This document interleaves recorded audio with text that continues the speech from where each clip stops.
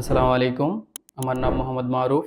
আমি কুমিল্লা মুরাদনগর থেকে এসেছি। এইখানে আমাদের যে ক্লাস নেওয়া হয়, এই ক্লাসে আমাদেরকে প্র্যাকটিক্যাল এবং থিওরি উভয়টাই দেখানো হয় এবং এর মাঝে, মাঝে আমরা ফিল্ডে গিয়ে টেকনিশিয়ানদের সাথে কাজ করতে পারি। টেকনিশিয়ানরা আমাদেরকে বুঝিয়ে দেয় যে এই কাজটা এভাবে হয়, এটা এভাবে হয়, আমাদেরকে বুঝিয়ে বলা হয়। সেই অনুযায়ী আমরা ২ ভাবে কাজ শিখতে পারি যে এখানে ক্লাসরুমেও শিখতে পারতেছি, প্র্যাকটিক্যাল এবং থিওরি এবং ফিল্ডে গিয়ে টেকনিশিয়ানদের কাছ থেকেও শিখতে পারতেছি। আমাদেরকে যেভাবে শেখানো হচ্ছে মূলত সেটা বিভিন্ন যন্ত্রাংশ, বিভিন্ন ডিভাইস কেটে এবং ভিতরে কি আছে, জিনিসটা কিভাবে কাজ করে, কোন ডিভাইস কিভাবে কাজ করে আমরা সেটাও দেখতে পারতেছি এবং কোন ডিভাইসটা কোথায় ব্যবহৃত হয় সেটা বুঝতে পারি। যে এখানে যে টাকা দিয়ে আমি আসছি এই টাকার চাইতে আমি বেস্ট কিছু শিখতে পারছি।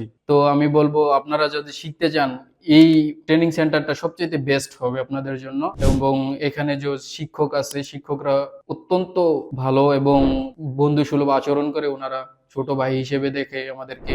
সমস্যা নেই, আপনি যদি এখানে আসেন, দেখেন এবং বুঝেন, তারপর আপনি ভর্তি হন।